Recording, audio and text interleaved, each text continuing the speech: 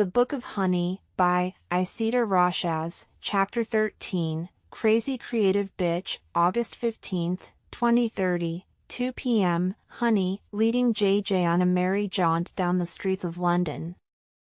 We walked to a more deserted place in town. I made a sharp turn down an alley. The moment I took off, he knew it was on. I jump over a couple of walls, knocking over things to slow him down. When I made it over my fifth wall, I climbed a ladder on the side of a building, hiding inside the window frame. I was careful to watch him run under me. I made no sound. JJ charged straight ahead without glancing around. He must have figured I jumped the next wall. From what I could see, JJ could verily jump the fence. He looks like he hasn't been keeping up with his training since Victoria kicked him out of her bed. He has run downhill since I'd seen him last.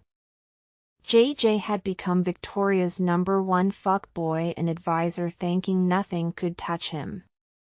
No one would willingly take a punishment to do so. JJ had been on my list for a while. He ruined everything I had ever wanted. Then he fucked with one of my kids. I knew death was too easy for him. I took away the one thing that made him valuable to others. It was so satisfying watching all the doors he thought he had keys to lock on him. Victoria didn't have any use for him after I demasculated him. So, he had slowly become lost in the crowd. His friends stopped backing him. The girls he thought were his left him. Now he was just a shriveled-up raisin looking for revenge. Well, bring it on, JJ. I let him pass me to the end of the alley. Gods only know how long it's been since he showered. JJ looked like a thug with torn baggy jeans, seared with dirt and grease. Dark gray hoodie. In his pocket I could see a flash of metal, which meant he might have a knife or a gun. My mind was working out that he must have been one of the guys on the bridge that night. I climbed down quietly, steadying my stance. I took a deep breath, letting the world fall away from me, as I got my heart under control. Nothing else in this world but him and me.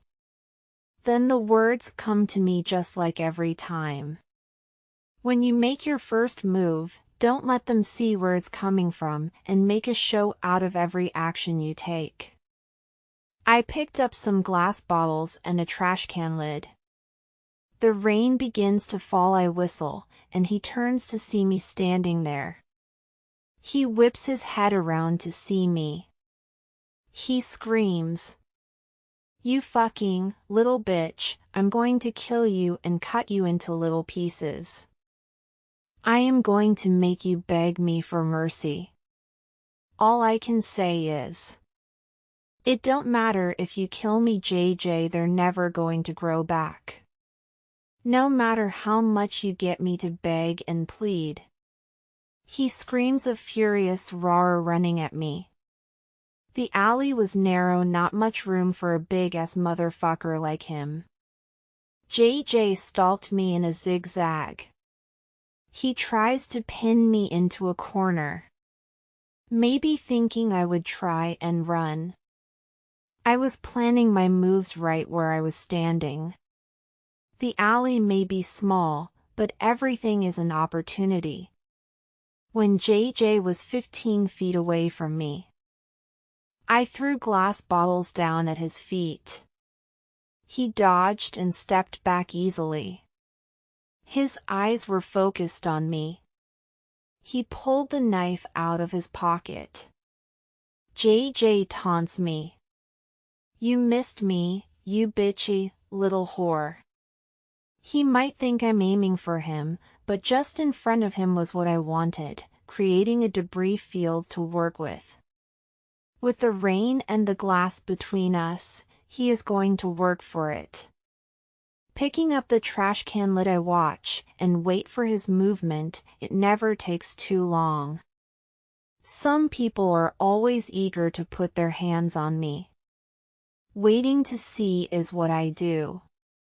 Let them get close with nowhere to go. Most of them have walked away disappointed with themselves. Others walked into the cage with all the confidence like they owned the world when I handed them their asses. This time I knew it was my life. Charging at me, JJ takes a swipe. The glass field worked because he was off balance coming forward. I twisted right and back. He skidded and I ended up behind him.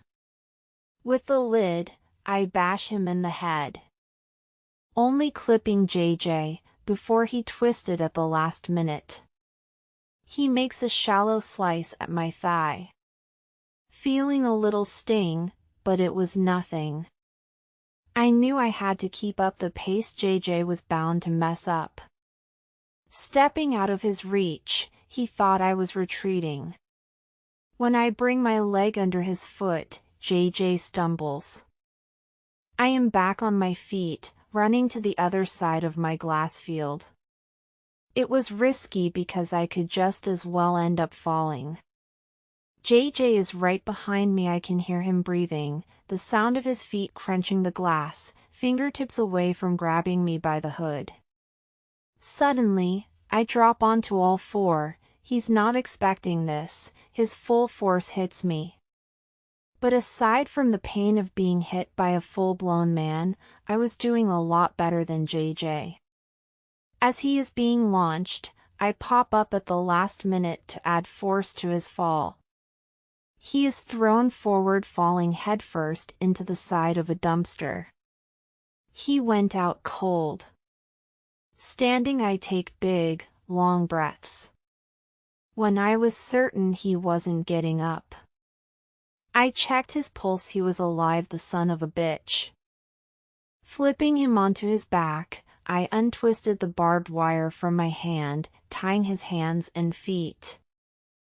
I sit him up next to the dumpster. I take my time searching him. I checked his pockets. I found another knife, a small leg pistol. I was glad he wanted to see me bleed, more than he wanted me dead. I find a smartphone that used a fingerprint scanner. Opening it was no problem. Searching it had no messages or text. Just one phone call from a blocked number. I was too afraid to star 69 them. I'd leave that up to Uncle Bruce. Then I checked his GPS to see where he has been all day. From what I can see, he was following me around the shopping square and to the hardware store. I used his thumb to change his password so I could get into it later. When I handed it over to the guys, then I turn it off and make sure to remove the battery so it can't be tracked. After I find nothing else, I made a call to Uncle Bruce. He picked up the first ring. "Honey, where are you?" "Hi, Uncle Bruce. I took a walk and ran into an old friend." There was silence. "Are they with you now?" "Yes, he is. We exchanged a few and now he's sleeping it off with his hands tied. He also has a bit of a bump, so he may need some help." Uncle Bruce asks me, "Are you all right?" I say, "Of course, Uncle Bruce, you know I'm good in a fight." I took off on Dr. Melido when he followed me. "Tell her I'm all right. I'm sending you my location. Send someone to come get him and me." He told me, "I'll send someone your way." He hangs up on me. I don't know why I wanted to cry so badly. He almost made me feel like Uncle Bruce was disappointed in me. I can't figure out why. I didn't ask JJ's ass to show up. I did my best to keep my head down. I stopped thinking about it. Didn't do me any good letting it get to me. To occupy myself, I checked myself over. There were bumps and bruises from him slamming into me. A small piece of glass was sticking out of part of my leg.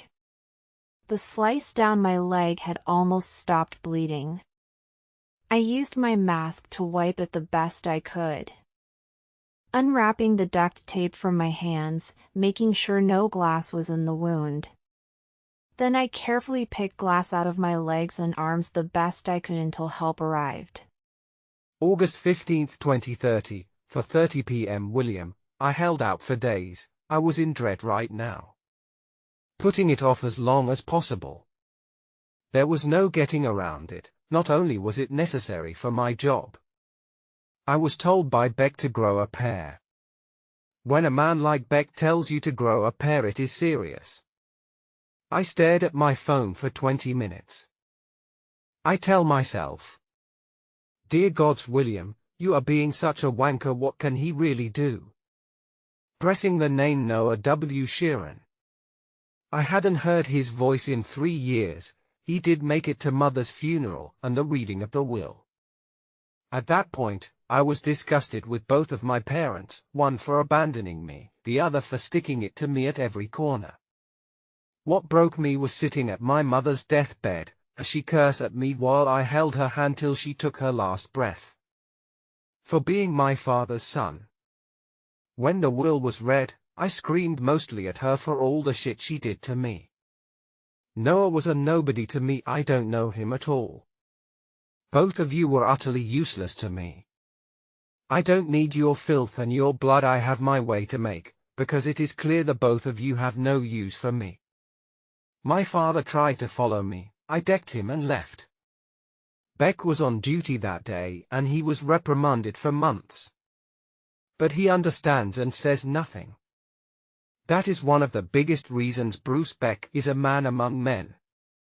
He took a hit for me and said nothing.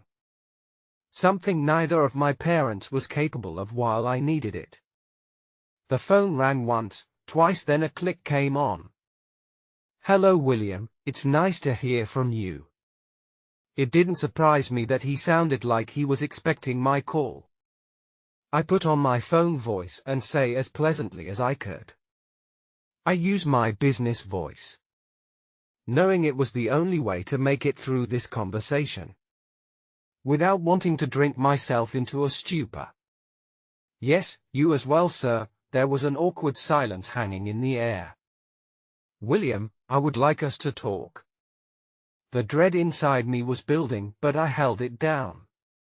When I say, I'm sorry, the truth is that I am calling about business. I'd like to take care of this before anything else. Noah says politely. Oh, all right, what can I do for you? I explain. Bruce Beck and I have recently worked on a task force together, as well as many other ones he has orchestrated overseas in the States. I'm sure you've signed a few approvals lately. He agreed. Yes, he has been busy doing good work. For the last couple of years, he's made a lot of headway, busting some heavy organizations. I asked Noah. Well, we have a request to make of you. Noah takes his time to say. I think this request can be made in person, by both of you. It's been a while since I've seen Beck, not since he became the head liaison for the CIA. He was asking me to appease him. But I think of the things I have to get ready for, I say. All right, if we can make it a 2-in-1 business and brunch, I can do that. Would you be up to meeting me at the Bacon House? Noah asks me. Why, at the Bacon House? Beck had told me that Noah would make a request like this.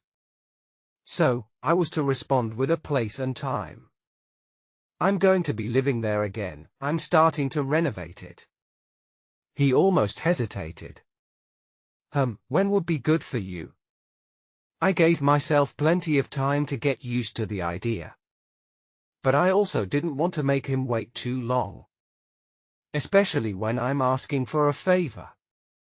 In about 3 weeks from now, whatever time is good for you. I need some time to settle in. Noah's Southern American accent answered me politely. Very charming to most, I imagine. All right, I will make it for noon 3 weeks from now, I say. Thank you for your time, sir, he says. See you soon, William. Click. I let out a soul-shattering sigh. Things were set up. We are going to see how things would unfold. Dear God, that was as bad as I thought it would be. The truth is that could have been a lot worse. Talking to him always put me in a foul mood. Anytime I've talked to Noah, I've always walked away feeling like I've been stepped on. Not even 10 minutes alone with my thoughts. Beck is calling me. Oh well, might as well, I had to call him next anyway. Chief Superintendent, William Sheeran, speaking. Guess what, Beck? Sorry, William, I don't have time for you to tell me. Honey was just attacked by an assailant. I was sitting up all ears. What happened? Beck explains. She and Maylida went shopping. Maylida went to get the car. She spotted him. She got him to follow her. She incapacitated him and tied him up. Is she all right? He tells me. She's fine. Here's her location. Tell me once you got her. Call your people to pick him up. He is a bit hurt, so call some medical services. I grabbed my keys and coat going to the door. I'm on my way, Beck. I'll call you when I get there. It takes me about 30 minutes to get around to the side street where Honey was.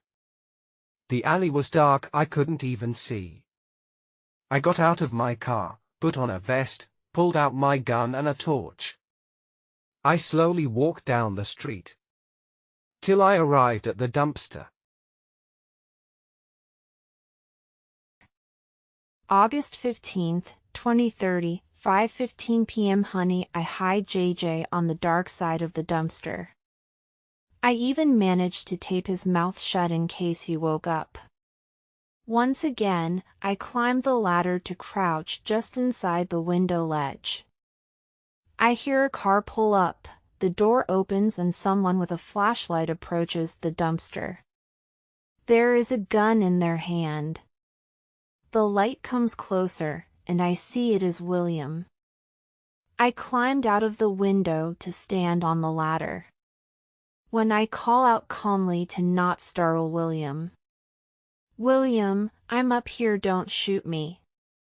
He points his gun and light in my direction. Once he sees me, he lowers his gun and I climb down. He asks me, "Where is the assailant?"